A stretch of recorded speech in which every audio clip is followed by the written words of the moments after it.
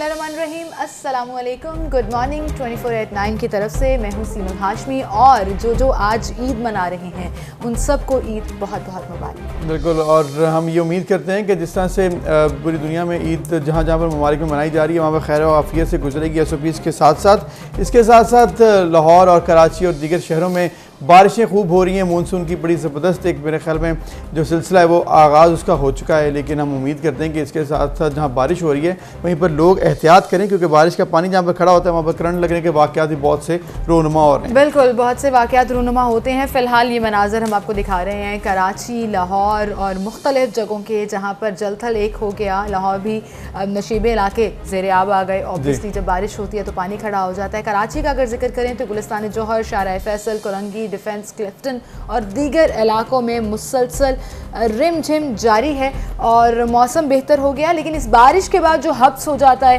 वो नाकाबिले बर्दाश्त होता है। तो लोग यही कहते हैं कि तेज़ बारिश बेशक ना हो, रिमझिम होती रहे लेकिन हवा चलती रहे। हवा बंद हो गई तो फिर मौसम जो है वो खराब, तो फिर परेशानी का बायस बन जाता है। तो ओवरऑल इस वक्त है क्या सिचुएशन कराची में, खासकर समीन नवाज़ हमारे साथ मौजूद हैं, उनसे हम जानेंगे और ओवरऑल हम जानते हैं कि इंतजामात कैसे हैं, बारिश किस तरह से हो रही है, कि तेज़ हो रही है, कुछ परेशानी तो नहीं है। समीन बताइएगा इस वक्त कराची शहर में क्या मनाजिर हैं? कराची के मनाजिर से बहुत हसीन, बहुत दिलफरेब, बहुत खुशगवार मौसम है और कराची वाले बहुत खुशकिस्मत खुद को महसूस कर रहे हैं, क्योंकि कराची का मौसम बहुत कम इतना हसीन होता है। और जिस तरह से अभी बात कर रहे थे आप लोग कि जी बारिश तो हो जाती है लेकिन उसके बाद हब्स बहुत ज़्यादा होते हैं, तो ऐसा बिल्कुल नहीं है। आज कराची में हल्की बारिश के साथ साथ हवा भी बहुत अच्छी चल रही है और ये जो समंदरी हवाएं बंद होने से कराची का मौसम तब्दील होता है, तो अब समंदरी हवाएं बहाल हैं और समंदरी हवाएं खासी तेज़ रफ्तारी से चल रही हैं और इसी तेज़ रफ्तारी की वजह से जो है वो मौसम में खासी बेहतरी है। मौसम खासा खुनक है। कल भी दिन भर हल्की बारिश का सिलसिला वक्फे से जारी रहा। आज भी सुबह से यही सूरत हाल है। अभी भी कुछ देर पहले हल्की फुहार यहाँ पर चल रही थी। हल्की बारिश की वजह से तेज हवा, ठंडी हवा, मौसम इंतहाई दिलफरेब, इंतहाई खुशगवार है। और ईद के मौके पर अगर ऐसा मौसम मिलेगा कराची वालों को तो यकीनन वो खुद को बहुत लकी महसूस करेंगे, क्योंकि ईद के मौसम पर जो स्पेशल तैयारियां बिलखुसूस खवातीन की होती हैं तो उसके लिए ज़रूरी है कि मौसम भी ज़रा अच्छा हो ताकि उनकी तैयारियां बरकरार रहें। तो तैयारियां बहुत अच्छी रहने वाली हैं क्योंकि मौसम बहुत अच्छा रहेगा आज भी और कल भी, और सूरत हाल इसी तरह से बेहतर चलती रहेगी। और समीन, आपने एक बात बिल्कुल ठीक की, खवातीन खास तौर पर ये ईद जो है वो किचन में गुजारती हैं और अगर मौसम अच्छा होगा तो उनकी ईद बहुत अच्छी गुजर जाएगी। और ये मैं इंशाल्लाह भी कह दूं साथ में कि हवा चलती रहे, हब्स ना हो। हसन खालिद हमारे साथ लाहौर से हमें ज्वाइन किया है। लाहौर से भी कल रात से बारिश का सिलसिला जारी है, कहीं तेज़, कहीं हल्की, कहीं फुहार। हसन बताइएगा, क्या लाहौर में भी हवा चल रही है? हब्स तो नहीं हो जाएगा? महकमा मौसमियात क्या कह रहे हैं, लाहौर वालों की ईद अच्छी गुजरेगी?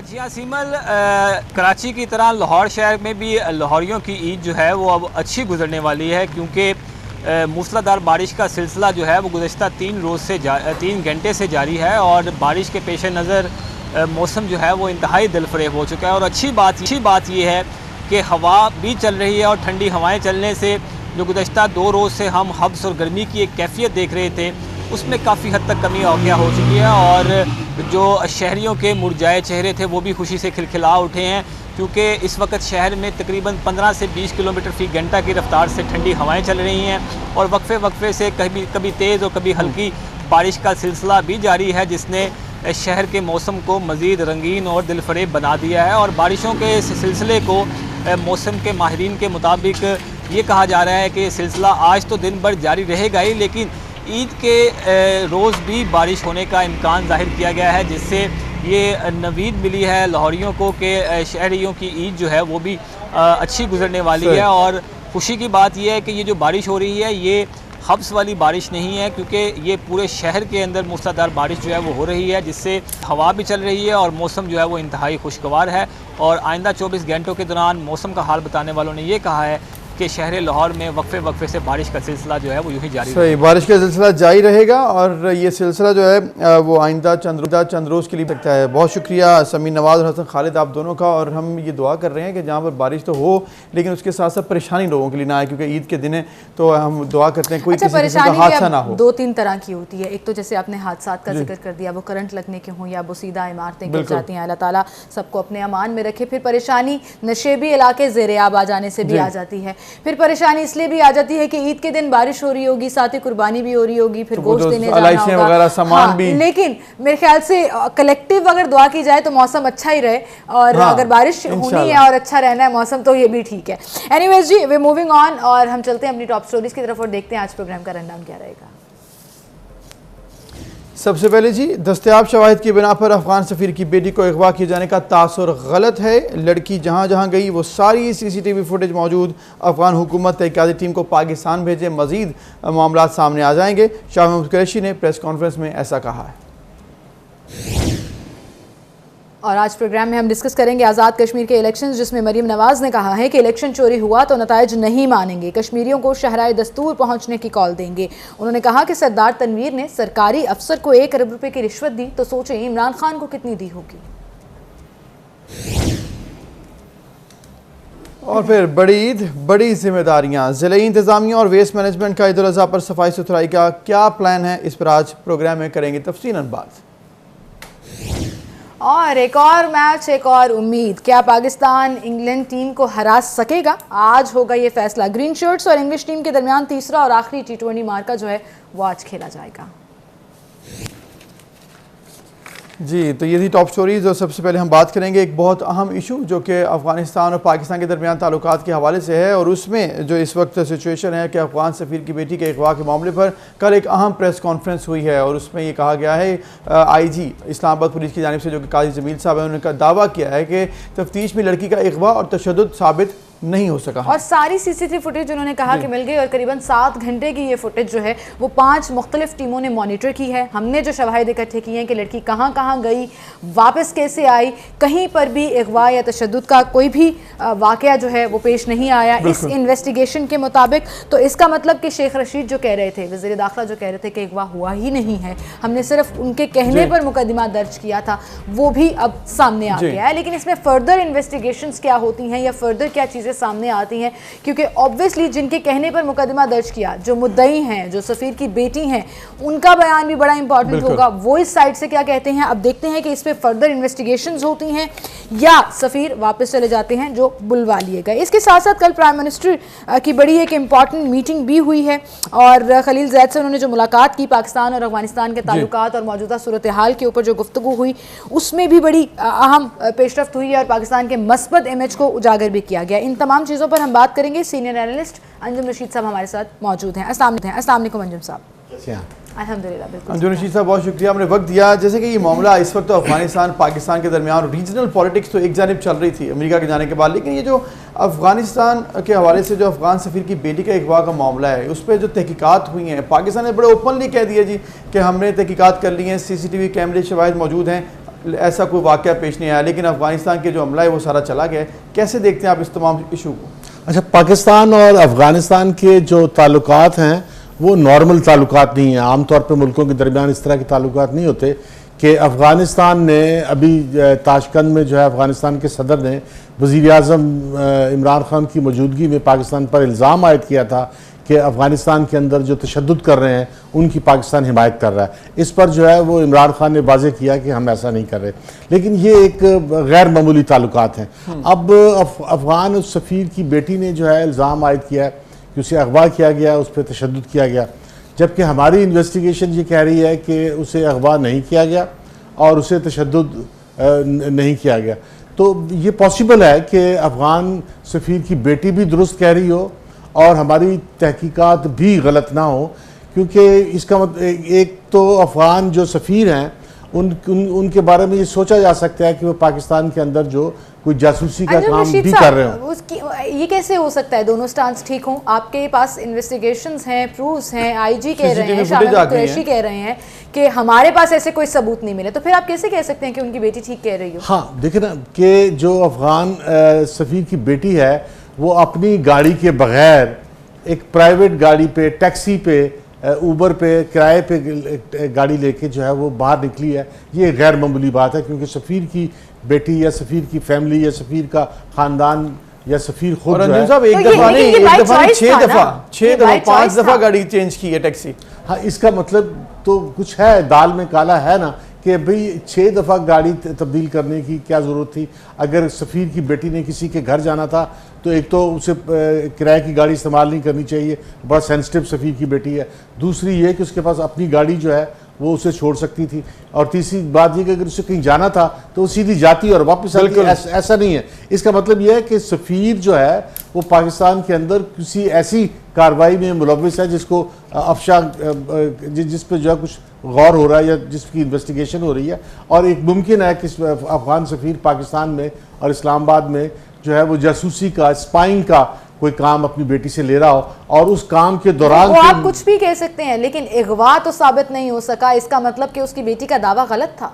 उसकी बेटी अगवा तो साबित नहीं हो सकता। इसका मतलब ये हो सकता है कि जो स्पाइंग की कार्रवाई है वो 3-4 गाड़ियां उसने बदली हैं, कहीं पे कोई मिसहैप ड्राइवर के साथ या किसी आम आदमी के साथ या किसी स्पाई के साथ, किसी जासूस के साथ कोई मिसहैप कोई वाकया हुआ है।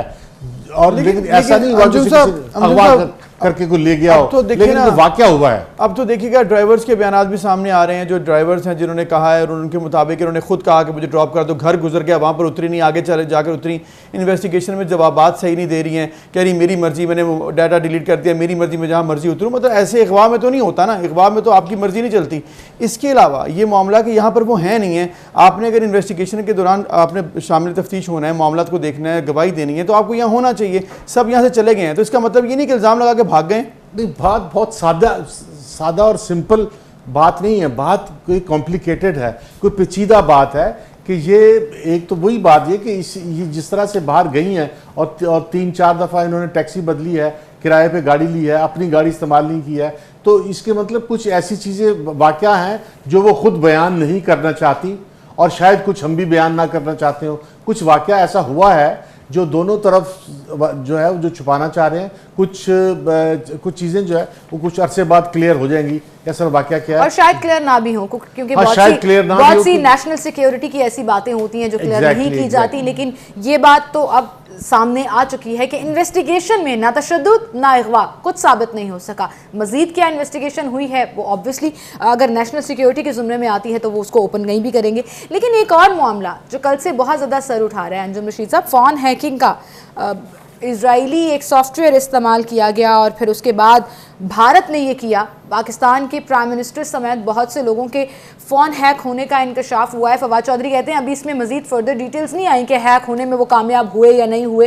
अटेम्प्ट को एक्सेप्ट कर लिया गया है, फिर उसको पॉलिटिकली डाइवर्ट भी किया जा रहा है। इस पूरे मामले को आप कैसा देख रहे हैं? देखिए, एक तो बात यह है कि हम पाकिस्तान जो है हमें भी इस काबिल होना चाहिए, हमारे बच्चों को भी इस काबिल होना चाहिए कि हम भी इसराइल का और इंडिया के प्राइम। Welcome back. एक बार फिर से आपको खुशामदीद कहेंगे। जहां पर ईद की खुशियां डिस्कस हो रही हैं और ईद की तैयारी, पाकिस्तान में ईद कल है, वहीं पर एक जो ख़तरे की घंटी बज रही है वो कोविड की सिचुएशन के ऊपर बज रही है। गुज़श्ता 24 घंटों में मजीद 37 अमवात हुई हैं और मरने वालों की टोटल तादाद 22,848 हो गई, जबकि पॉजिटिव रेशो 5.25 रिकॉर्ड। जी, अब ये रेशो 5.25 है और मजीद 2145 नए केसेस भी रिपोर्ट हुए हैं, यानी कि अभी रेशो कम नहीं हो रही। गुज़श्ता चंद दिनों से यही मामला है।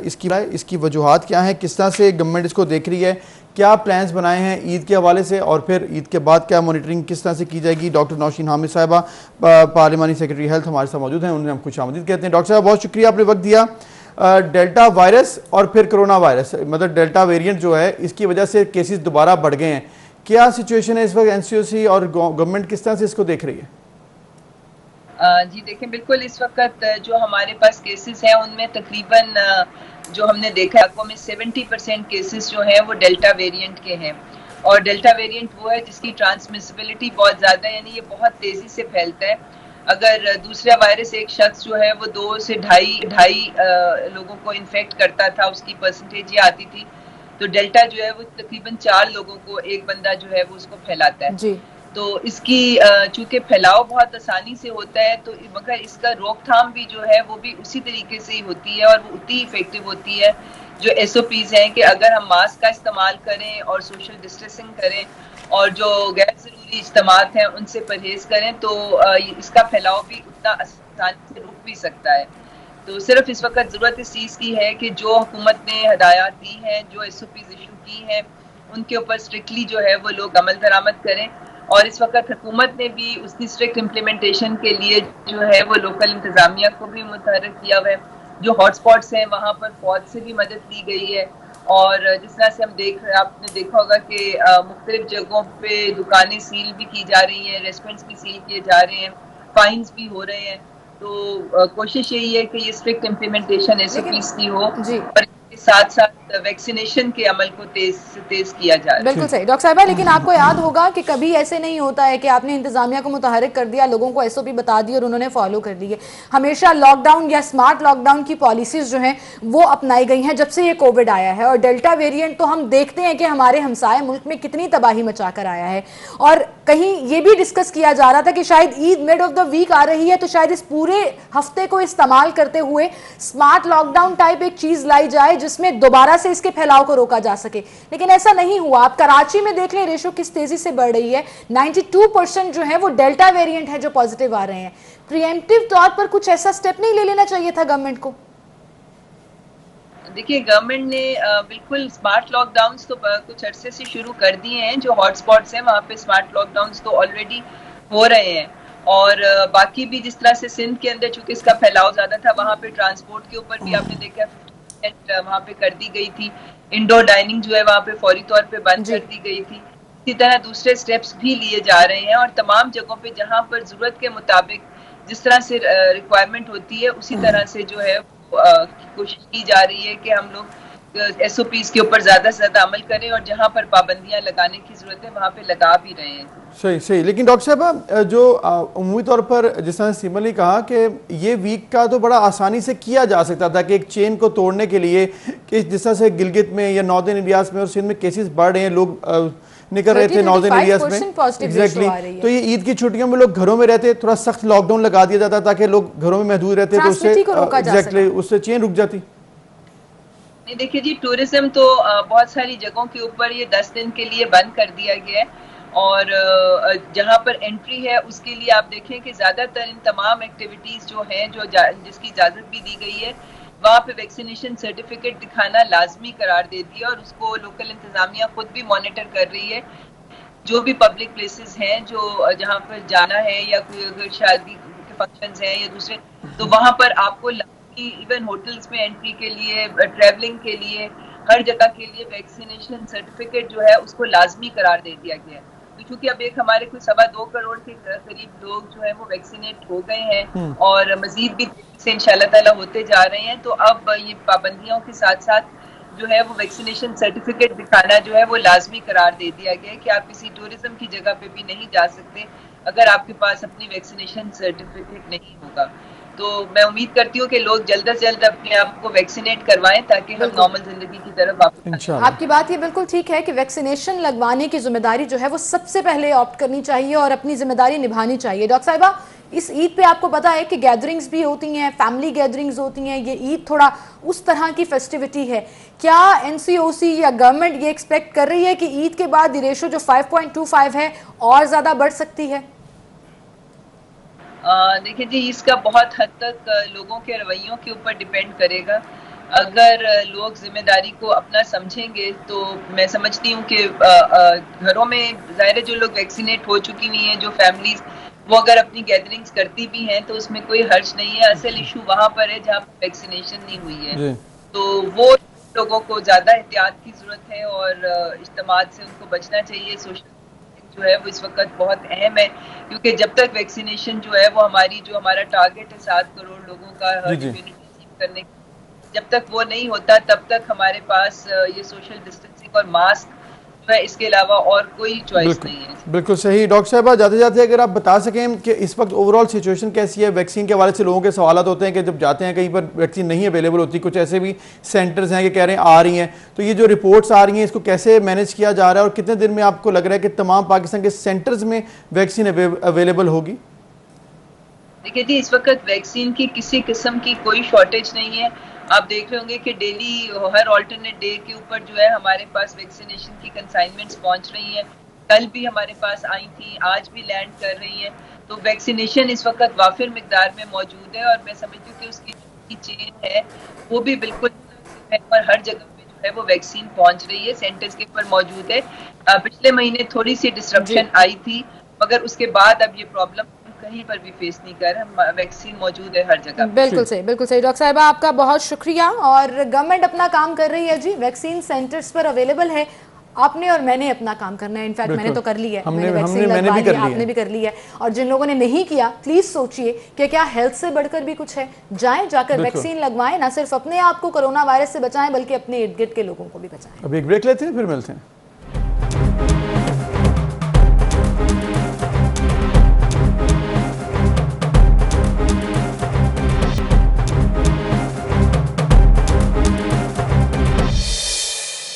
Welcome back. एक बार फिर से आपको खुशामदीद कहेंगे। जैसा कि प्रोग्राम के आगाज़ में भी कहा, जहाँ जहाँ ओवरसीज़ पाकिस्तानी मुसलमान ईद मना रहे हैं उन्हें बहुत बहुत ईद मुबारक हो।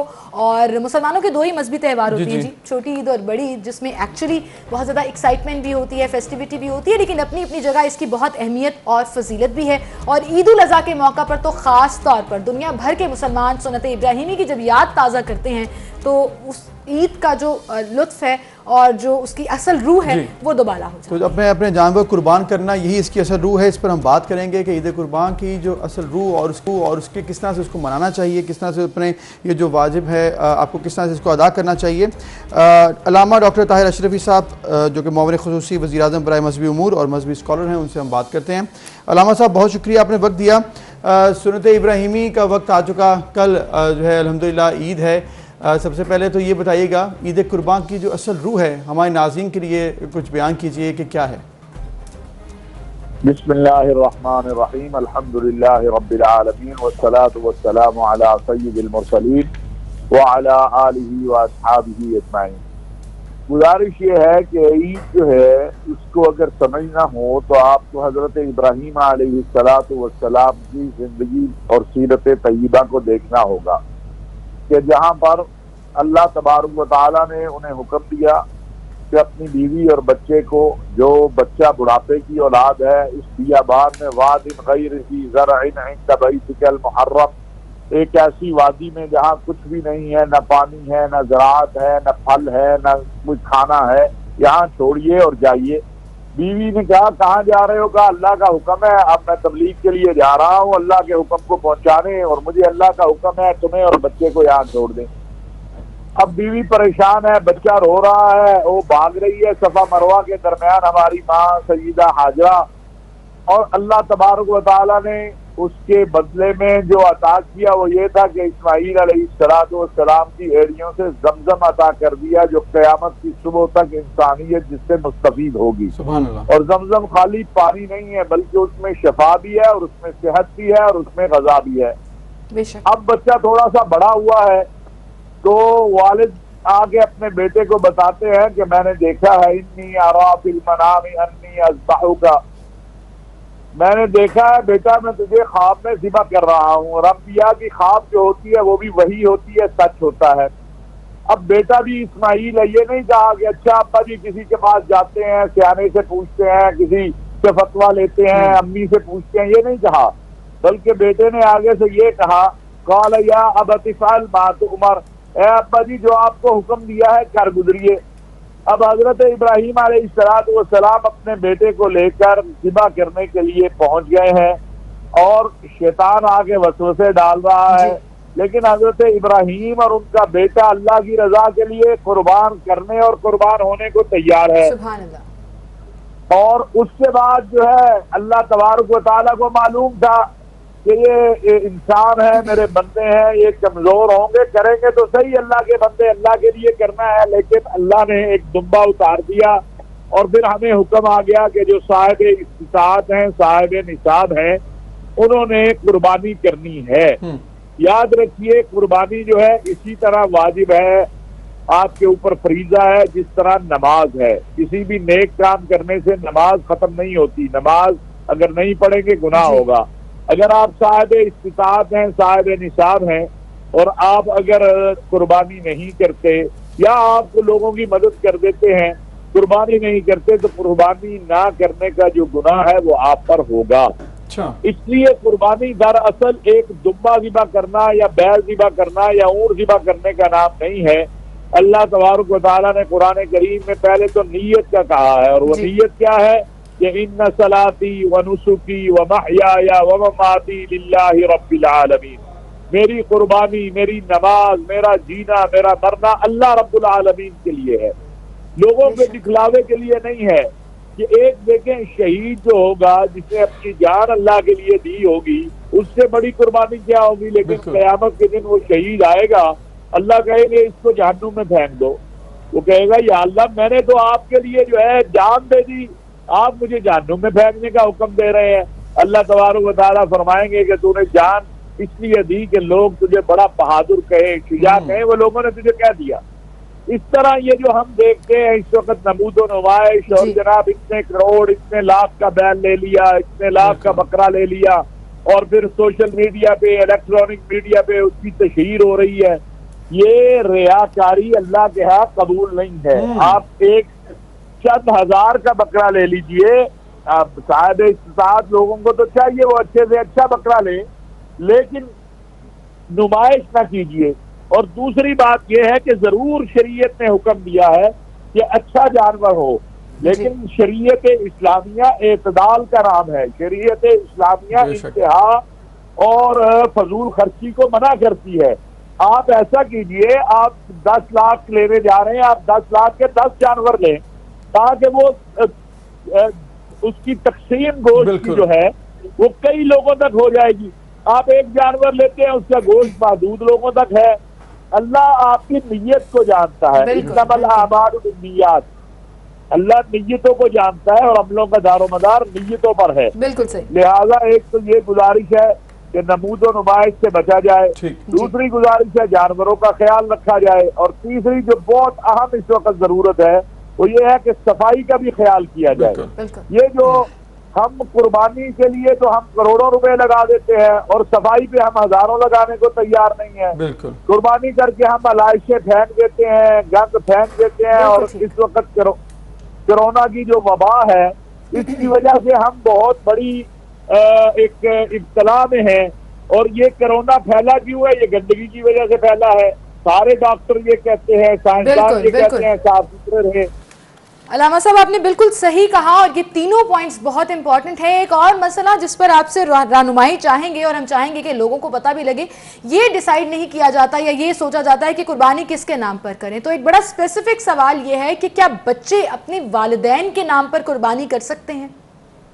हयात वालिदैन जो मरहूम वालिदैन हैं उनके लिए भी की जा सकती है, और इसमें कोई हरज नहीं है। इसाले सवाब की नीयत से बिल्कुल ये कुर्बानी हो सकती है, और असल तो नीयत है अल्लाह की रजा, बिल्कुल, और अल्लाह के लिए, और उसमें ये नीयत हो कि या अल्लाह इसका सवाब जो है मेरी वालिदा को, मेरे वालिद को या किस अजीज को है जी। और अलामा साहब हयात वालिदैन, हयात वालिदैन पे अगर कुर्बानी है तो बच्चा उनको हदिया कर दे कि ये ले आप मेरी तरफ से जो है आप या उनको बता दे कि ये मैंने आपकी तरफ से कुर्बानी ली है और मैं आपकी तरफ से कुर्बानी अदा कर रहा हूँ, ताकि वो नियत कर लें। जी ठीक है, सही है, करना बड़ा जरूरी है। हाँ, उनको यानी तोहफा दे दे वो ले जाके कि ये मैं आपके लिए ले आया, आप अपनी तरफ से, जैसे बच्चे अपने वालिदैन की खिदमत करते हैं और करनी चाहिए। जो शायद बिल्कुल अलामा साहब की बात बिल्कुल ठीक है, खिदमत है वालिदैन की। इसके अलावा अलामा साहब अगर एक और चीज़ क्लियर कर दीजिए कि पहले दिन की कुर्बानी कहा जाता है अफजल है, दूसरे तीसरे दिन अगर की जा रही है तो थोड़ी कम है, इस बारे में कुछ बताइएगा। देखिए, अगर कोई उज़र नहीं है तो बिलाशुबा जो पहले आता है उसको पहली सफ में जगह मिलती है, ठीक है। फिर जो लेट आता है वो पीछे खड़ा होता है, तो पहले दिन की कुर्बानी अफजल है बिलाशुबा। लेकिन अगर खुदा न खास्ता कोई उज़र है, कोई मसला है, तो फिर दूसरा दिन भी है, तीसरा दिन भी है, और ये तो अल्लाह को मालूम है कि उज़र है या बगैर उज़र के जो है। बिल्कुल सही अलामा साहब, बहुत शुक्रिया, बहुत सी बातें क्लियर करने के लिए। एक रिमाइंडर के तौर पर काम करता है हर दफा ईद से पहले। Thank you so much. अभी एक ब्रेक लेते हैं, फिर मिलते हैं।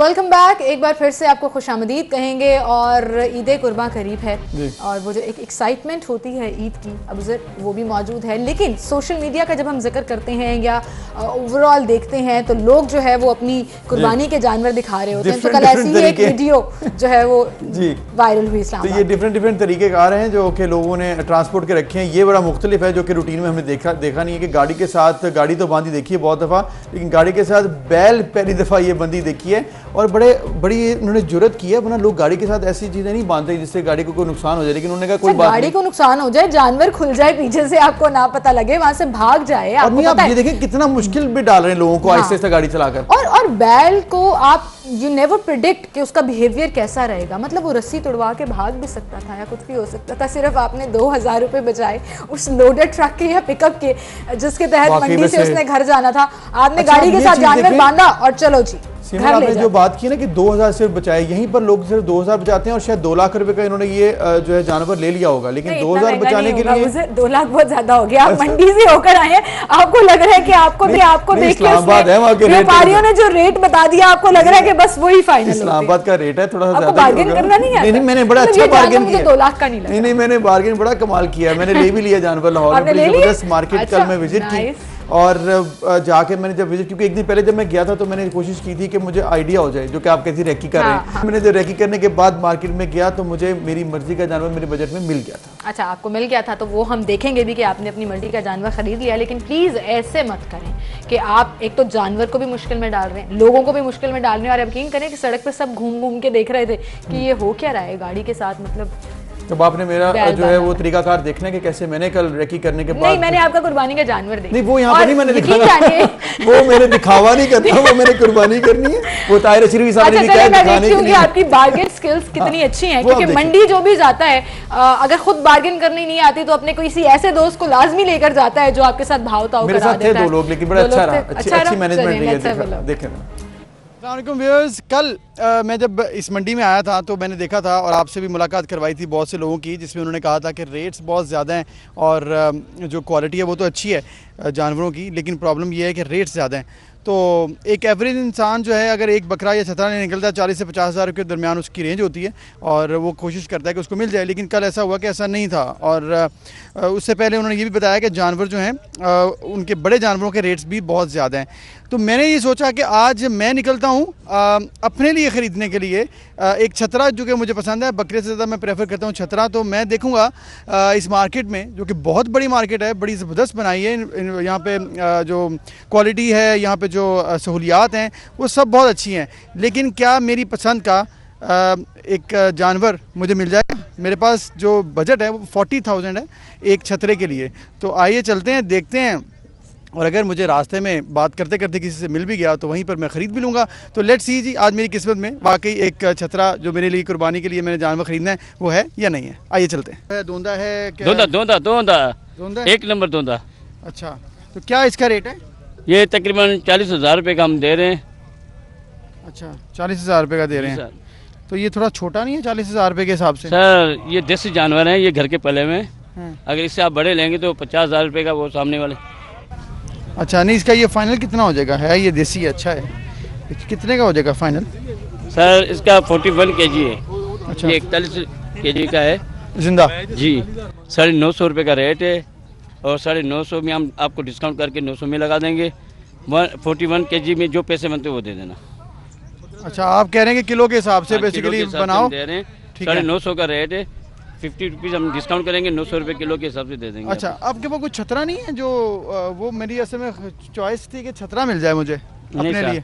वो हमारे पास थे, बिक गए वो। अच्छा, एक चीज़ है यहाँ पे छतरे थोड़े कम नज़र आ रहे हैं, बकरों की जो क्वांटिटी नज़र ज़्यादा आ रही है। ये देखते हैं थोड़ा सा। अस्सलाम वालेकुम भाई, ये क्या है जी? छतरा ही? नहीं दोंदा है, आगे से क्या है? चौगा है? चौगा है। अच्छा, चौगा तो थोड़ा सा बड़ा हो जाता है। हाँ जी। क्या रेट क्या है इसका? 1,20,000 है। ठीक है, चलो शुक्रिया। देख रहे हैं आप 1,20,000, मतलब मैं ऑफ़र भी नहीं करवा सका उसको, क्योंकि मैं क्या ऑफ़र कराऊँ, मेरे पास तो पैसे इससे आधे भी हैं। तो लेट्स सी कुछ और मिल जाए। आए, क्या है? दोंदा है, चौगा है? सब दूंदे हैं जी। क्या उम्र क्या है? उम्र की है 16 महीने जी। 16 महीने, ठीक है। तो अब इनका वजन कितना होगा? तकरीबन 1.5 मन जिंदा का 1.5 मन। तो निकल आएगा कोई इसमें 25 किलो निकल आएगा गोश्त? इंशाल्लाह 30 किलो 35 किलो गोश्त निकलेगा। 30-35 किलो तो कभी नहीं निकलता, क्या हो गया आपको? निकलता है, कुर्बानी वाले जानवर से निकलता है, सेहतमंद जानवर होता है। अच्छा, और ये वाला? ये भी 65 का है जी। ये वाला? ये 50 का है जी। 50 का। ये कितने का हो जाएगा? ये जी 45 का हो जाएगा। 45 का? जी हाँ, वो वाला 60 का है। अच्छा, तो अगर मैं ये 60 का है? नहीं, ये 65 का है। 60 का है, ठीक है। तो कोई बताएं मुनासिब अगर हो जाए 35,000 में हो जाएगा ये? 35 कम है जी। अच्छा, कितना होना? इसका 42 होना चाहिए।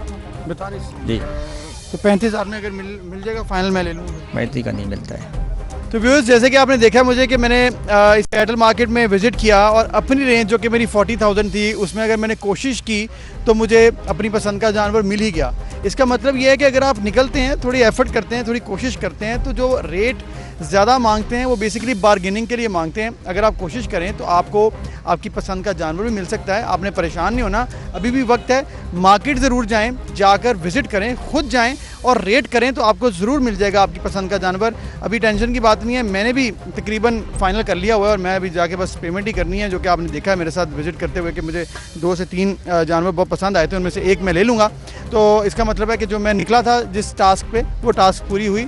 आपका जो है, अगर आपने अभी प्लान बनाया हुआ है मार्केट जाने का तो ज़रूर, लाहौर में बड़ी बड़ी ज़बरदस्त मार्केट्स बनाई हैं गवर्नमेंट ने, तो उनको ज़रूर विज़िट कीजिए और जाकर अपनी पसंद का जानवर लीजिए और ईद कुर्बान में उसको कुर्बान कीजिए। मुबारक हो जी। एक तो आपने दिखावा नहीं किया, आपने अपना जानवर एंड तक नहीं दिखाया, वो तो अभी मैं आपसे कहूँगी कि मुझे तस्वीर दिखाएं। दूसरा ये कि आपको मंडी में आपकी बजट के मुताबिक मिल गया। तीसरा मुझे एक बात बताएं, क्या आपको वाकई पता है कि देसी बकरा कौन सा होता है और दूसरा बकरा कौन सा आता है? बड़ा आप उसके सींग पकड़ के चेक कर रहे थे, उसको कह रहे थे कि देसी बकरा। सालों से जा रहे हैं, पता लग गया, एक्सपीरियंस दोंदा और खीरा। इतने एक्सपर्ट सब हो जाते हैं। हाँ, पता लग जाता है। अच्छा जी, ये तो चूंकि अब पूरा एक प्रोसेस होता है कि आपने जानवर खरीदा, आपने बजट में थोड़ा सा ऊपर नीचे अप एंड डाउन किया, थोड़ा बहुत एडजस्टमेंट करनी पड़ती है, थोड़ी बहुत एडजस्टमेंट हम एक्सपेक्ट करते हैं कि व्यापारी कर लेंगे अपने बजट में, ऑब्वियसली बार्गेन करना चाहिए। लेकिन उसके बाद जब कुर्बानी होती है, उसके बाद जो जिम्मेदारी है हमारी, उसको शायद हम भूल जाते हैं, और वो ये है कि ये आलाइशें और तमाम जो कुर्बानी के बाद सफाई का ख्याल नहीं रखा जाता। हम सड़कों पे, अपनी गलियों में, घर के बाहर रख देते हैं, घर साफ कर लेते हैं, धुलवा भी लेते हैं, लेकिन बाहर जो गंद पड़ा है उसकी जिम्मेदारी बल्कि कई दफ़ा रखते नहीं है, फेंक देते हैं और ऐसे छोड़ देते हैं कि बस ठीक है ये हमारी जिम्मेदारी है। हालांकि सब शहरियों की जिम्मेदारी भी होती है, लेकिन गवर्नमेंट की जिम्मेदारी भी है। तो गवर्नमेंट ने क्या प्लान बनाया है, सिटी डिस्ट्रिक्ट गवर्नमेंट लाहौर ने क्या प्लान बनाया है, हमारे साथ मौजूद होंगी CEO LWMC Lahore based management company Rafia Haider साहिबा। उनसे हम जानेंगे और पूछेंगे कि लाहौर में क्या स्पेसिफिक इंतजाम हैं, क्योंकि ईद है प्लस इसके साथ साथ बारिश भी हो रही है, तो फिर डबल जो है जिम्मेदारी बन गई है। तो राफिया हैदर साहिबा, बहुत शुक्रिया आपने वक्त दिया। और सबसे पहले तो हम आपसे पूछेंगे कि ऑब्वियसली आप नई जिम्मेदारी आपको ये मिली है, तो कैसा यहाँ पर अभी आपने देखा है, इसके साथ साथ अब क्या तैयारी है ईद की प्लस बारिशों के हवाले से? कंपनी ये पहली ईद होगी तो काफ़ी बड़ा चैलेंज था, लेकिन उसकी हमने प्री प्लानिंग ऑलरेडी स्टार्ट करके उसकी इम्प्लीमेंटेशन फेज़ अब स्टार्ट हुआ है। इसमें जो एक्सटर्नल मशीनरी होती है रेंटल, वो ऑलरेडी आ चुकी है, इन प्लेस हो चुकी हुई है। डंपिंग साइट्स की क्रिएशन, हमारी 5 डंपिंग साइट्स होती हैं, उसके अलावा 119 के करीब हमारे कलेक्शन पॉइंट्स होते हैं जो डेवलप होते हैं, जो आज रात तक डेवलप हो जाएंगे, वो अक्रॉस द सिटी हम लेके जाते हैं जी। उसके अलावा बायोडिग्रेडेबल बैग्स हैं, ये माहौल दोस्त बैग्स हमने इस दफ़ा 15 लाख के करीब जो हैं वो प्रोक्योर किए हैं, जो कि हम अब सिस्टम में प्लेस कर रहे हैं। वो मवेशी मंडियों से हमने स्टार्ट ऑफ किए थे, उनकी प्रोविज़न जो है अब डोर टू डोर सर्विस की प्रोविज़न स्टार्ट हुई है, और साथ साथ हमारे कोई 290 के करीब कैंप्स हैं जो कि हम प्लेस अप कर रहे हैं। अभी बारिश की वजह से ऑब्वियसली थोड़ा सा इशू आएगा, लेकिन हम उनको फिर से डेवलप करा के जैसे बारिश थमती है तो वो UC कैंप्स के थ्रू भी लोग उन जो बैग्स का है उनके तरफ आ सकते हैं। तो उसमें लोगों से ज़रूर हमारी गुजारिश है कि उन बैग्स का भरपूर इस्तेमाल करें, उससे हमारे वर्कर्स की बड़ी हेल्प हो जाएगी, बड़ी फैसिलिटेशन होती है उनको। अगर उसके अंदर ही लोग अपने ये अलाइशे वगैरह उसके अंदर करके या तो वो कंटेनर जो करीबी है उधर ले जाएं, या फिर हमारा जो अमला सफाई पे मामूर है उन तक वो पहुँचा दें। बिल्कुल सही। और राफिया, आपने ये बात बिल्कुल ठीक की है कि उस बैग का इस्तेमाल लाजमी करें। लोग नॉर्मली उसको रख लेते हैं कि गर्मियों और सर्दियों के कपड़े डाल के ना हम ऊपर रख देंगे, and this is actually true और आपको पता भी है। लेकिन ये जो आपने कहा कि LWMC एज ऑपरेशन और इंडिपेंडेंट इदारा उसकी पहली ईद होगी, क्या आपको लग रहा है कि ये बड़ा चैलेंज होगा? क्योंकि हमने ये देखा है कि पिछले जब से ये साल शुरू हुआ है स्पेशली कभी बैकलॉग हो जाता था, कभी ये प्रॉब्लम आ जाती थी कि डंपिंग साइट डिसाइड नहीं हो पा रही है, कभी मशीनरी नहीं है, रेंटल मशीनरी लेनी पड़ती थी, कभी बजट नहीं है। क्या हम ईद के लिए भरपूर तौर पर तैयार हैं या हम मिस करेंगे कि पहले वाली ईदें बड़ी साफ सुथरी हुआ करती थी, इस दफ़ा हैंडल नहीं हो पाया? नहीं, हमारी कंपनी इसके ऊपर पूरी तरह फुली कमिटेड है। हमारी माशाल्लाह मशीनरी जो हमने इन्वेट करनी सिस्टम है वो आना भी स्टार्ट हो गए। कुछ जो मिनी डंपर्स और रिक्शा टिपर्स हैं जो कि हमें ज़्यादा कंजेस्टेड एरियाज़ में इस्तेमाल करने हैं, वो ऑलरेडी हमने टाइम से पहले मंगवा के सिस्टम में इम्बेड करना शुरू कर दिए। तो इंशाल्लाह हमारी भरपूर कोशिश है कि हम बेहतरीन तरीके से सर अंजाम दें। ये 72 घंटे का टोटल ऑपरेशन होता है, तो डेली बेसिस पे हमारा टारगेट होगा जो कि हम कोशिश करें कि मगरिब से पहले मैक्सिमम हमारा लोड क्लियर हो जाए। जो बैकलॉग की आपने बात की है उसके ऊपर डेफिनेटली हमने जो क्रिएट हो गया था गिवन सिनारियो की वजह से, वो हमने पूरे महीना उसको लगा के उसकी क्लियरेंस वगैरह की है।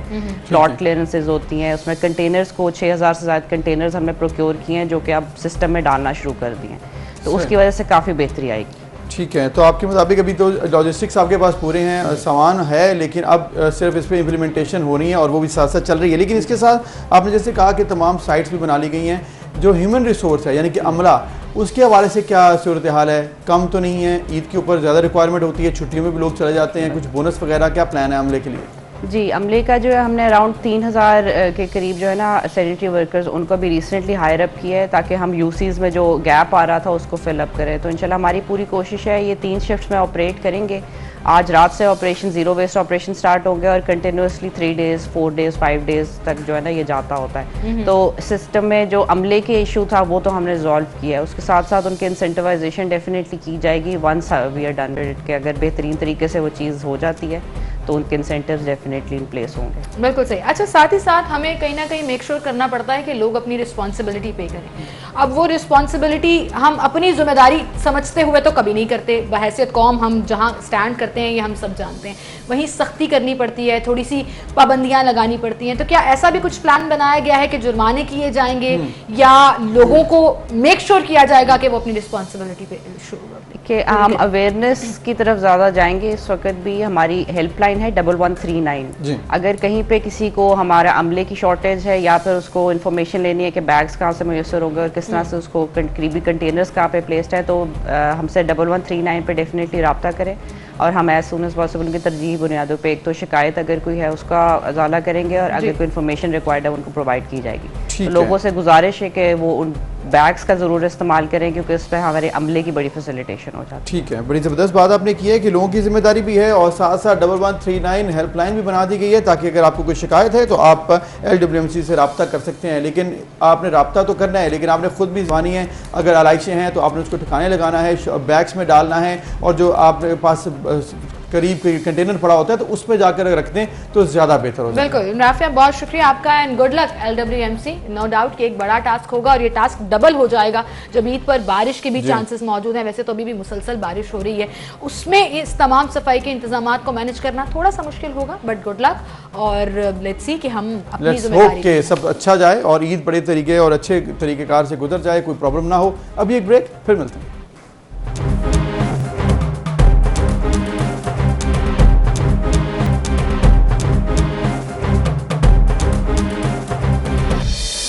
वेलकम बैक नाज़रीन। ईद कुर्बान की आमद और इसके साथ साथ बारिशें हो रही हैं बड़ी तेज़, तो क्या इंतजाम हैं? Sindh solid waste management board ने कराची से ईद उल अज़हा के मौके पर कुर्बानी के जानवरों की आलाइशें उठाने के लिए अवामी शिकायत के लिए मोबाइल और फ़ोन नंबर जारी भी कर दिए हैं और शहरियों से रब्ता भी कर सकते हैं। और मेरे ख्याल में उम्मीद है कि ये रब्ता करने के बाद कोई फ़ोन का कॉल का जवाब भी दे देगा। बिल्कुल सही। सफाई का एक बहुत बड़ा जो सवाल है वो हमेशा इस ईद पर उठाया जाता है। कराची में इस दफ़ा चूँकि बल्दिया सिस्टम नहीं है और वो दोबारा से अभी तक नहीं आ सका, तो एक दफ़ा एक बड़ी जिम्मेदारी जो है वो सॉलिड वेस्ट मैनेजमेंट कराची के ऊपर आई है कि वो कराची को साफ सुथरा रखें और ईद कुर्बान पर सफाई का खास तौर पर ख्याल रखें और लोगों को अकोमोडेट भी करें। तो हमारे साथ chief director operations solid waste management Karachi Tariq Ali Nizami साहब मौजूद हैं, उन्हें हम खुशामदीद कहेंगे। अस्सलाम वालेकुम तारिक साहब। बहुत शुक्रिया ताई साहब वक्त देने के लिए। एक बड़ा टास्क है नो डाउट, कराची जैसा शहर जो कि बहुत बड़ा है, जहाँ जनरली भी सफाई के बड़े इश्यूज रहते हैं, तो ईद कुर्बा पर खास तौर पर क्या प्लानिंग की गई है कि सफाई का खास ख्याल रखा जाएगा और लोगों को अकोमोडेट किया जाएगा? बिल्कुल जी, पूरे इंतजामात फाइनलाइज किए जा चुके हैं।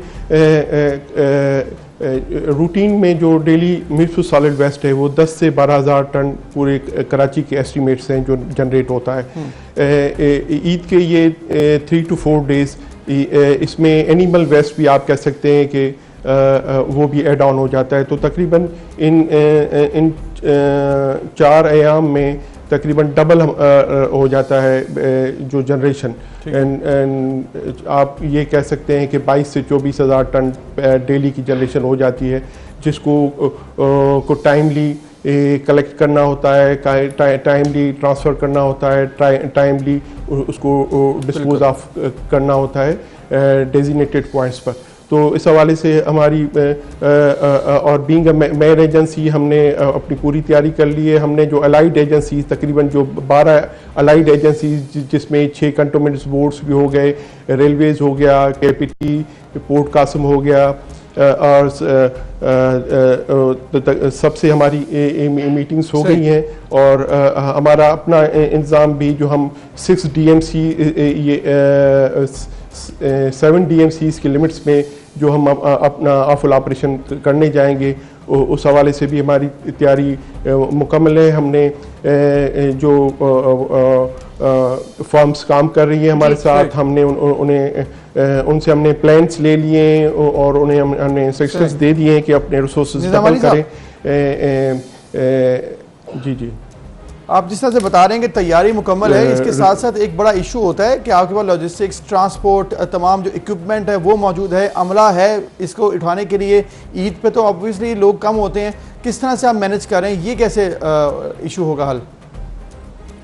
जी बिल्कुल, हमने 2 वे हमने स्ट्रेटजी बनाई हुई है। एक तो हमने पूरी जो भी ये 7 DMC की लिमिट्स हैं, इसमें हम तकरीबन 80 कलेक्शन पॉइंट्स हमारे इस्टेब्लिश हो रहे हैं, जहां पर पब्लिक को ये अपॉर्चुनिटी होगी कि they themselves can shift and can deposit offers. और उसके अलावा हमारी दूसरी स्ट्रेटजी ये है कि हमारी गाड़ियां जो होंगी वो मान लो और स्ट्रीट्स में भी से भी वो ऑफल वेस्ट कलेक्ट करेंगी। और इंशाल्लाह ताला इस 2 वे स्ट्रेटजी के साथ जिसको कलेक्शन पॉइंट से सब्सिक्वेंटली जो LFS साइट्स पर हमारी डिस्ट्रिक्ट वाइज ट्रेंचेस बनाई गई हैं, वहाँ पर फाइनली डिस्पोज ऑफ किया जाएगा। बिल्कुल सही, फाइनली डिस्पोज ऑफ किया जाएगा। कराची भर में 80 कलेक्शन पॉइंट्स बनाए गए हैं जहां पर अपनी जिम्मेदारी के तहत लोग जो है इस सफाई में भी अपना हिस्सा डाल सकते हैं। Thank you so much Tariq Sahab for being with us. No doubt it's a big task, खासतौर पर कराची जैसा शहर जो बड़ा है, बड़ा वर्सेटाइल है, एरियाज बड़े डिफरेंट तरीके से वहाँ पर डिज़ाइन है। सो आई रियली होप कि आपका डिपार्टमेंट और जो कोलैबोरेशन कंपनीज हैं आपके साथ वो एक्चुअली डिलीवर करें। बिल्कुल, और ख़ासकर चूँकि ईद पर बारिश भी मुतवक्की है तो उस पर मज़ीद काम जो है वो बढ़ जाता है। तो wish you good luck Tariq Karim Nizami Sahab. और इसके साथ साथ फ़खरुल इस्लाम डोगर साहब हमारे साथ मौजूद हैं अब मुल्तान शहर के हवाले से, क्योंकि वहाँ पर भी बहुत ज़्यादा इशूज़ आ जाते हैं। तो मुल्तान में मुल्तान वेस्ट मैनेजमेंट कंपनी के MD फ़खरुल इस्लाम डोगर साहब से हम बात करेंगे, उनसे हम जानेंगे कि मुल्तान क्योंकि पाकिस्तान का ये भी एक बड़ा शहर है उसमें कैसे इंतज़ामात हैं। डोगर साहब बताइएगा, मुल्तान में क्या इंतज़ामात, बारिशें भी हो रही हैं, साथ साथ ईद भी आमद है, क्या तैयारी है? जी बहुत शुक्रिया मौज़म साहब। मुल्तान में हम 2.2 मिलियन 22 लाख की आबादी का शहर है। हमारे पास ऑपरेशनल एरिया जो है वो 68 यूनियन काउंसिल्स पर मुश्तमिल है। उसमें हमने 17 जो है वो अपने कलेक्शन सेंटर्स और पॉइंट्स बनाए हैं, जहाँ पे अवेयरनेस कैंप्स भी हमने जो है इस्टेब्लिश किए हैं। हमने एक्स्ट्रा मशीनरी जो है वो भी प्रोक्योर कर ली है हमने रेंट के ऊपर 3 दिन के लिए। तो हमारी डेली कलेक्शन जो है वो 1100 मेट्रिक टन है, जो कि एक्सपेक्टेड होगी 14,000 metric ton in the Eid days. तो इसके लिए अल्हम्दुलिल्लाह हमने तमाम अपनी तैयारियां कंप्लीट कर ली हैं। हमारी मशीनरी, टेंडर्स, हमारी तमाम जो जितने आर्टिकल्स, आइटम्स हमारे पास आने हैं वो हमारे पास कंप्लीट हो गए। शॉपिंग बैग्स वगैरह हमारे पास आ चुके हैं, जिसमें हमने ऑफल्स वगैरह को इन चीज़ों को डाल के तल्फ करना है। हमने डिचेस बना ली हैं, हमारी मशीन्स आ गई हैं, हमने मशीन्स की डिप्लॉयमेंट कर दी है तमाम यूनियन काउंसिल्स लेवल पे ऊपर, और 14 सेक्टर्स जो हमारे हैं 4 जोन्स के अंदर अल्हम्दुलिल्लाह हम उसमें मुकम्मल तौर पे तैयार हैं। और बारिश का अभी यहाँ पे सिलसिला जो है वो इस तरह से है कि यहाँ पे अभी बादल आए हुए हैं, जिस वजह से मौसम अच्छा है और हमारे वर्कर जो है वो एक नए जज्बे के साथ जो है ठंडे मौसम में काम कर रहे हैं। और इंशाल्लाह ताला हम मुल्तान में बेहतरीन सफाई करेंगे और एक फ़र्क जो है उसको लोग महसूस करेंगे। बिल्कुल एक फ़र्क महसूस करेंगे। सो फ़खर साहब ये बताइएगा कि कितना अमला ऑन ड्यूटी होगा और टारगेटेड टाइम क्या रखा गया है कि कितने टाइम आपको रिक्वायर्ड होगा कि उसके बाद आपको शहर बिल्कुल साफ़ सुथरा मिलेगा? आप अपने शहरियों को, मुल्तान के शहरियों को क्या कह रहे हैं? जी बिल्कुल, इसमें हमारे 3200 जो स्टाफ है, हमारा तमाम स्टाफ तमाम तीनों दिन ड्यूटी पर मौजूद होगा। छुट्टियां जो है वो तमाम लोगों की कैंसिल कर दी गई हैं। हमेशा हर साल इसी तरह से हुआ करता है। इसके बाद में हम उनको इंशाल्लाह ताला एक इजाफी बोनस जो है उसकी तनख्वाह में उनको देंगे।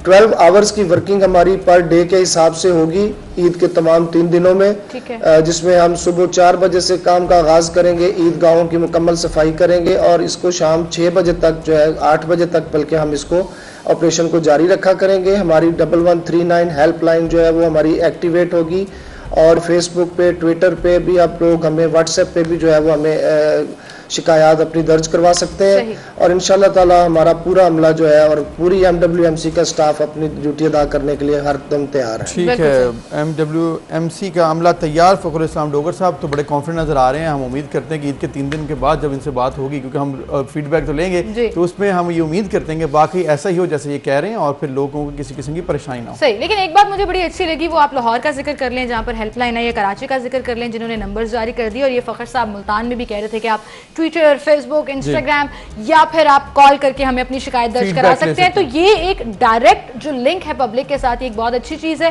लेकिन खुदारा उनको रिस्पॉन्ड भी कीजिएगा एंड आई रियली होप कि आपका ये पूरा जो प्लान है वो एक्चुअली एग्जीक्यूट भी हो जाए और लोगों को साफ सुथरा जो पाकिस्तान है वो ईद के बाद भी मिले। एक ब्रेक लेते हैं, फिर मिलते हैं।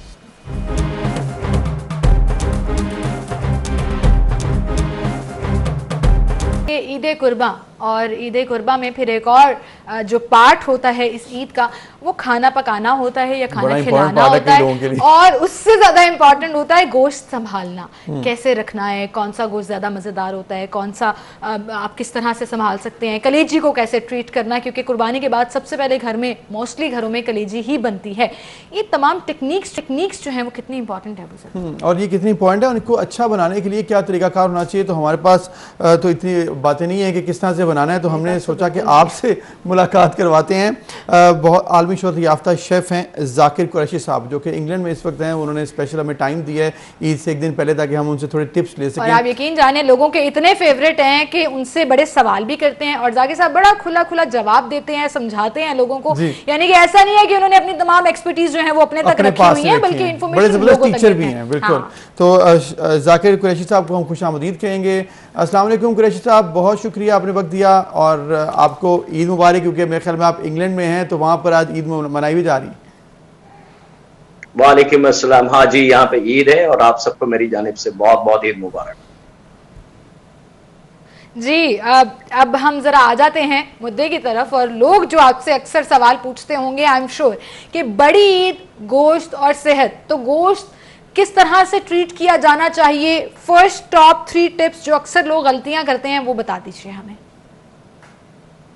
देखिए, कुर्बानी के हवाले से सबसे बड़ी जो गलती हमारे घरों में होती है कि कुर्बानी के जानवर का गोश्त हम फ्रीज कर लेते हैं एज इट इज जी, और वो 2 से 3 हफ्ते बाद वो कलर उसका ब्लैक हो जाता है और उसमें एक अजीब सी स्मेल आ गई। तो बीइंग अ प्रोफेशनल मैं एडवाइस करूंगा सुनने और देखने वालों को कि कुर्बानी का जब गोश्त हो जाए, कट जाए, तो किसी बड़े बर्तन में पानी भर के उसमें गोश्त को ठंडा कर लें और बहुत अच्छी तरीके से धो लें। धोने के बाद फिर स्टैंडर पर रख के थोड़ी देर उसको पानी उसका ड्रेन आउट कर लें, फिर उसको बेशक आप पैक करके रख दें, तो वो गोश्त खराब नहीं होगा, कलर चेंज नहीं होगा और उसकी स्मेल नहीं आएगी। ठीक है, ठीक है। तो जाकिर साहब, चूँकि गोश्त सेव करना तो एक मरहला है, फिर उस दिन जो मज़े की बनानी होती हैं, मतलब आइटम्स जैसे कह सकते हैं कि कलेजी बनती है, फिर बाकी भी लोग मतलब बारबेक्यू भी बनाते हैं, डिफरेंट आइटम्स बनाते हैं, तो उसमें सबसे पहले जो है कलेजी का जिक्र बहुत ज़्यादा हमारे पाकिस्तान में तो बहुत लोग शौक से भी खाते हैं। तो बताइएगा बेहतरीन तरीका क्या है कलेजी बनाने का ईद के दिन? देखिए, कलेजी हर घर में बनती है। बस एक रिक्वेस्ट मैं करूंगा अपने देखने वालों को कि कलेजी बनाते वक्त उसमें पानी ना डालें। अच्छा। किसी किस्म की कोई यखनी ना डालें, पानी ना डालें, कुछ और चीज ना डालें। आप तवे पे या पैन में या जो भी आपका बर्तन है उसमें अदरक लहसुन कलेजी को भूनें, उसी में शामिल करके, और उसी के साथ टमाटर, प्याज, हरा धनिया, हरी मिर्च या जो भी मसाला आपको डालना है डाल के उसकी भुनाई कर लें। उसको दम ना दें और उसको पानी ना दें। अच्छा। अगर आपने पानी दे दिया और ढक दिया उसको तो वो कलेजी फिर सख्त हो जाएगी। सही, यानी कि अच्छी मजेदार और सॉफ्ट कलेजी बनानी है तो पानी का इस्तेमाल नहीं करना। बड़ी जबरदस्त, ख़वातीन कान खोल कर सुन लें। पानी इस्तेमाल नहीं करना और ढकना नहीं है। ढकना भी नहीं है, ठीक है। बस ओपन उसको भूनना है और उसके बाद खाएं, वो लजीज हो जाएगा। अच्छा जाकिर साहब, एक चीज़ बताइएगा, अमूमन हम जब गोश्त इस्तेमाल करते हैं तो वो इतना फ्रेश नहीं होता। फ्रेश से मेरी मुराद कि अभी जानवर ज़िबा हुआ और गोश्त आ गया और आपने कढ़ाई बना ली या जो भी बना लिया, उसका मटन कढ़ाई बना ली, बीफ कढ़ाई बना ली, फिर ऐसे गोश्त में अक्सर लोगों को ये शिकायत आती है कि ख़ास प्रजनन स्मेल होती है, जो गोश्त की स्मेल होती है, लेकिन कुछ लोग खाने में उसको पसंद नहीं करते। कैसे इस स्मेल को ख़त्म किया जा सके, ये बड़ी इंपॉर्टेंट टिप होगी। देखिए, वो स्मेल नहीं होती है। असल में जानवर का जो गोश्त होता है वो गर्म होता है और ब्लड उसकी गोश्त में शामिल होता है। तो कुर्बानी के गोश्त का, जैसे मैंने अर्ली आपसे कहा कि कुर्बानी का गोश्त जब कट जाए, तैयार हो जाए, तो बड़े से बर्तन में पानी भर के और उसमें डुबो दें गोश्त को, ठंडा करें तकरीबन आधा 1 घंटा, और उसके बाद उसको दोबारा धो के फिर आप बनाए तो फिर स्मेल भी नहीं होगी और गोश्त खराब भी नहीं होगा। वेरी नाइस, बड़ा ज़बरदस्त टिप है ये। मेरे ख्याल में बहुत से लोग इसको फॉलो भी करेंगे और समझेंगे कि किस तरह से गोश्त को सेव भी करना और बनाना है। जाकिर साहब, एक और चीज़, क्योंकि जब पहला टाइम तो गुजर जाता है कि फटाफट आपने मज़ेदार से कढ़ाई बना ली, लेकिन उसके बाद आप अक्सर चपली कबाब बनाते हैं, उसको रखते हैं, लेकिन कई लोग, ख़वातीन या घर पे जो भी लोग बना रहे हैं, उनके लिए कबाब बनाना मुश्किल हो जाता है। कई दफ़ा टूट जाते हैं, कई दफ़ा वो जायका उस तरह से नहीं आता। तो एक अच्छा कबाब बनाने के लिए क्या तरीक़ाकार होना चाहिए? देखिए, मुख्तलिफ कबाब होते हैं और मुख्तलिफ उसके तरीके होते हैं। चपली कबाब की अगर हम बात कर रहे हैं स्पेसिफिकली, तो चपली कबाब के अंदर कीमे को पीस के और फिर उसके अंदर प्याज, टमाटर, तमाम मसाले शामिल करने के बाद थोड़ा सा बेसन शामिल करते हैं लोग। अच्छा। और फिर हाथ से उसको मसला जाता है, खूब अच्छे से मसला जाता है, जैसे ख़वातीन कपड़े धोते वक्त कपड़ों को मसलती हैं, खूब रगड़ती हैं, इस तरीके से रखा जाता है। तो फिर वो कबाब इंशाल्लाह टूटेगा नहीं, कबाब टूटेगा नहीं और वो मज़ेदार सा बन जाएगा। अच्छा जाकिर साहब, एक चीज़ बता दीजिएगा, कितनी देर तक ये गोश्त जो है वो स्टोर किया जा सकता है? लोग इसको फ्रीज कर लेते हैं और एवरी वीकेंड या हफ्ते बाद दोबारा निकालते हैं, डिफ्रॉस्ट करते हैं और फिर पकाते हैं। आपके ख्याल में जायका कितनी देर तक इंटैक्ट रहता है फ्रीज्ड मीट का? देखिए, अगर आपने गोश्त को धो के ठंडा करके 1-2 घंटे लगते हैं गोश्त को ठंडा होने में, तो फिर तो आप इसको रख सकते हैं 2 से 3 हफ्ते, 4 हफ्ते, कोई इशू नहीं है। लेकिन आप, हमारे जो कॉमन प्रॉब्लम है पाकिस्तान में, जब कुर्बानी होती है, दिन अफरा तफरी का होता है, फौरन गोश्त कटता है, थैलियां पैक होती हैं और उसको रख दिया जाता है। उसको धोते नहीं है, ठंडा नहीं करते, तो जिसकी वजह से ब्लड उसके अंदर रह जाता है और वो ब्लड अपना जो उसका स्मेल है वो चेंज कर देता है और उससे गोश्त खराब हो जाता है। अब हमारे जो दुकानों पे गोश्त आता है वो रात को काट के अपना जो कसाई खाना रहता है, फिर वो दुकानों पे आता है सुबह और फिर पूरा दिन बिकता है और वो लटका रहता है। तो आप अगर नोट करेंगी बारीकी से, तो उसमें से जो खून का पानी होता है वो रिस रहा होता है, वो पानी का निकलना बड़ा जरूरी है। ठीक है, ठीक है, पानी का निकलना बड़ा ज़रूरी है, उसको ठंडा करना बड़ा ज़रूरी है। तो जाकिर साहब, ईद के हवाले से कोई स्पेशल डिश आपके ख्याल में होनी चाहिए इस दफ़ा, कि या वही रूटीन की बना लें, कढ़ाई और कबाब शबाब, या कोई आप कुछ सजेस्ट करते हैं इस दफ़ा अपने नाज़रीन के लिए कुछ नया ट्राई करना? और बहुत सारी डिशें, कई हज़ार डिशें, मैं नहीं समझता कि मैं अगर बताना शुरू करूँ तो आपके प्रोग्राम का टाइम खत्म हो जाए। जी, लेकिन एक क्विक रेसिपी अगर आप कोई शेयर करना चाहें। इस बकरा ईद में नमकीन गोश्त का ट्राई करें। अदरक, लहसुन, थोड़ा से हल्दी, हरी मिर्च, थोड़ा सा जीरा और हल्का सा नमक, और उसकी भुनाई करके पानी देके उसको दम पे पका लें, और फिर खूब तेज चूल्हा करके जब गोश्त गल जाए तो उस पानी को पूरे को खुश्क कर लें।